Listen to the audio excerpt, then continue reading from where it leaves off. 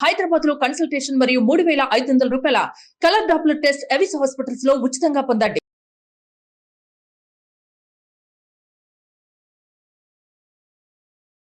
నమస్తే రమ్మగారు. నమస్తే చే రమ్మగారు, పూజ అయిపోయిన తర్వాత దేవుడి మందిరం ఉంటుంది కదా, ఒకవేళ రూమ్ ఉంది అనుకుంటే కనుక పూజ అయిపోయిన వెంటనే దాన్ని మూసేసి బయటికి రావాలా, లేకపోతే అలానే తీసుంచాలా? దీనికి సంబంధించి అసలు మనం పూజ గదిని చూపించవచ్చా చూపించకూడదా ఇలాంటి విషయం మనం ఒకసారి మాట్లాడుకున్నాం కదా. పూజ అయిపోయిన తర్వాత క్లోజ్ చేసేయాలండి డోర్స్ ఉంటే. ఎవరి విధానం ప్రకారం వాళ్ళు చేసుకుంటారు కదా చేయాలి. ఎందుకంటే పూజకి మందిరం ఉండటం లేదా పూజ గది ఉండటం అనేది తక్కువ ఉండే వ్యవహారం కదా. సాధారణంగా ఇళ్ళు ఇవాళ రేపు ఎట్లా ఉంటున్నాయి? Single bedroom, double bedroom, triple bedroom, independent villas, independent ఇళ్ళు, పాతకాలపు ఇళ్ళనే రీమోడలింగ్ చేసుకునేవి ఏవైనా. ఇంట్లోనే ఓ పక్కన ఒక అల్మరు దేవుడికి వదిలిపెట్టేసేది, వంటింట్లో ఓ గూడు దేవుడికి, హాల్లో ఓ గూడు దేవుడికి, ఇలాగే కదా కనపడతాయి. ఇంట్లోకి వెళ్ళంగానే ఈశాన్యం గుమ్మమే అనుకో, గుమ్మలోనే ఓ పక్కన ఓ చెక్క కొట్టి దాని మీదే దేవుడి ఫోటోలు గిటోలు పెట్టుకునేవి. ఇది కాకుండా ఇంకా విపరీతమైన పదార్థాలు ఎవరి దగ్గరైనా ఉంటాయా? సాధారణంగా ట్రిపుల్ బెడ్రూమ్ ఇళ్లలో దేవుడికి ఓ గది ఉండటానికి అవకాశం ఉంది. ప్రత్యేకంగా చిన్న గది హాల్లోనో, హాల్కి కిచెన్కి హాల్కి మధ్యలోకి వచ్చేటట్టుగా, లేదా ఇప్పుడు గ్లాస్ తోటో చెక్కతోటో చిన్న చిన్న బాక్సులు లాంటి రూములు పెట్టుకుంటున్నారు. ఇప్పుడు వెయ్యాలా వద్దా అనేది ఎవరెవరి దాన్ని బట్టే ఉంటుంది. చాలామంది 3-4 దీపాలు పెడతారు. 2 దీపారాధనలు పెట్టి, ఒక అగరవత్తుల స్టాండ్లో ఒక 4 అగరవత్తులు పెట్టి తలుపులు వేసేస్తే లోపలంతా పొగ గమ్మేస్తుంది. అవును, ఆ మసంతా లోపల దేవుడి గదంతా పాడుగా అయిపోతుంది. తలుపు తీసి పెడితే పొగ గాలి అన్నీ బయటకు వస్తాయి. ఆ పొగ, ఆ గంధం బయటికి కూడా వచ్చే సుగంధం, ఇంట్లో ఒక ఆధ్యాత్మిక వాతావరణం వస్తుంది. ఇది ఒకళ్ళ అవగాహన. వేరే వేరే వాళ్ళు ఎవరో వస్తారు, వాళ్ళు వీళ్ళు వచ్చి దేవుడిని చూసేస్తారని మైలబడిపోతాడు దేవుడని భావించే వాళ్ళు కొంతమంది ఉంటారు, తలుపేసేసుకుంటారు. అలా కాకుండా మా ఇంట్లో అయితే మాకు దేవుడి గది అంటూ వంటగది దేవుడి గది కలిసి ఉండేవి. అమ్మ వాళ్ళ ఇంట్లో మా చిన్నప్పుడు మాకు దేవుడికి ఇంత బాక్సు చెప్పారు గతంలో ఒకసారి. దానికి ఏంటంటే ఇట్లా 2 తలుపులు ఉంటాయి. తలుపులు చిన్న మన ఇది ఉంటుంది కదా కొక్యం, ఆ కొక్కి ఆ పెట్టి ఉండేది. అర్చన అయ్యాక దీపారాధనలో అవి లోపల పెట్టేవారు కాదు. తలుపు తీయటం, గట్టు మీద గోవింద పెట్టి ఉంటే కోయిలాళ్ళవారు అంటారు. కోయిలాళ్ళవారు ఉంటే దానికి యువతలు కానీ దీపము ధూపము అన్నీ చూపించడం, అవన్నీ గట్టు మీదే ఉంటాయి.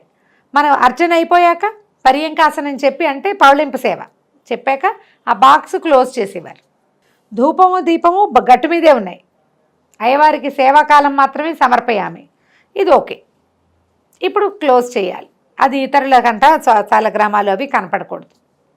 మామూలుగా ఎవరో బయట వాళ్ళు కాదు, ఇంట్లో పిల్లలే అటు ఇటు తిరుగుతారు ఎంగిల్ చేతితోటి, ఏమైనా వస్తువులు అన్నీ నీరు పడుతుంది ఇలా భావించి అట్లా. ఇప్పుడు పెద్దగా దేవుడు గదే అనుకో, చిన్న పొన్న పిల్లలు ఉంటే ఎంగిల్ చేతులతోటి వాటితోటి కదా ఇంట్లో లోపలికి వెళ్తారా, తెలిసి తెలియక వెళ్తారు. ఏ పీరియడ్స్లో ఉన్న వాళ్ళు వీళ్ళంతా ఎదురుపడతారు దేవుడికి. మనం ఒక పవిత్రంగా ఎందుకు ఎదురుపడకూడదు? క్వశ్చన్లు అడగండి. అవును, విషయం ఆలోచన. మనం దేవుడికి సెపరేట్ గది పెట్టుకునేదే అవి ఒక ప్రత్యేకంగా కావాలని, పవిత్రంగా ఉంచాలని.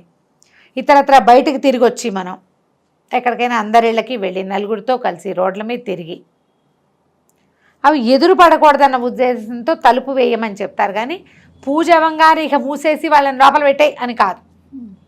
అదే మన అవగాహనని బట్టి మనం ఇది చెయ్యొచ్చు. మనకి పూజకి ఏ గది లేదు, హాల్లోనే మన దేవుడు ఉంటాడు. ఇక ఏమిటి, ముట్టుకోకుండా ఉండడం ఒకటే అక్కడ పవిత్రత మనం మెయింటైన్ చేయగలిగేది. మనం ఏది ఎంత చెయ్యగలమో భగవంతుడి విషయంలో అంతా చెయ్యాలి. ఇంకోటి చెప్తా, అంతే చెయ్యండి. చేయలేని దాని గురించి వాళ్ళెవరో అట్లా చేస్తున్నారు, మనం ఇట్లా చేయకపోతే కుదరదని, కానీ వాళ్ళు అలాగే చేయాలని చెప్పారు, అలా చేయకపోతే కుదరదేమో, ఏదైనా కొంప మునిగిపోతుందేమో, బ్రహ్మాండం బద్దలైపోతుందేమో అని అనుకోవద్దు. అనుకోవాల్సిన అవసరమే లేదు. మన ముందు తరాల్లో మన ఇళ్లలో ఎలాంటి దేవతార్చన విధానం ఉండేది, భగవంతుడికి ఎంత పూజ చేసేవాళ్ళు. క్యాలెండర్కి అగరొత్తులు కూర్చేవాళ్ళు కూడా నాకు తెలిసి అన్న చిన్నప్పుడు వాళ్ళ ఇంట్లో దేవుడు క్యాలెండరే ప్రతి సంవత్సరం మారిపోయేవాడు. భక్తి బోల్డు. ఏం చేస్తారు పాపం, భక్తి ఉంది. ఏమిటి, ఫోటోలు పెట్టుకుని విగ్రహాలు పెట్టుకుని దీపారాధనలు చేసి పైనుంచి కింద వరకు బొమ్మల కొలువులాగా అరేంజ్ చేస్తేనేనా వాళ్ళ ప్రీతి. అది ఎవరు పెట్టుకున్నారో వాళ్ళకి అది ప్రీతి, అంతే, వాళ్ళ విధానం అది. వాళ్ళ ఇష్టం కదా. 100% అండి. ఇప్పుడు నువ్వు అంత చేయలేవు, కొంచెం చేస్తావు. అలా చేయిపోతే ఏమైపోతుందో అని నువ్వు చేయకు. నీ శక్తిని అనుసరించి చెయ్యి. నీ అవకాశము, నీ శక్తి.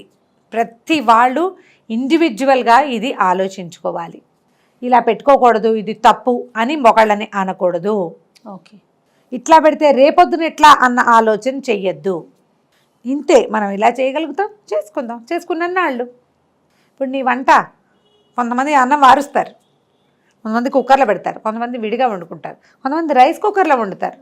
అన్నమే కాదు, చివరికి ఏదో ఒకటి ఆరోగ్యం, ఇంకోటి కాదు. వాళ్ళు బతికే ఉంటారు, వీళ్ళు బతికే ఉంటారు, పద్ధతి ప్రకారం అంతే. ఇప్పుడు ఈ విధానాలు కూడా అలాగే ఉంటాయి. ఇవేంటంటే కాంప్లికేటెడ్ చేసుకోవద్దు వీటిని. ఇది కరెక్టు తప్పు అని చెప్పడానికి ఏమీ లేదు ఇందులో.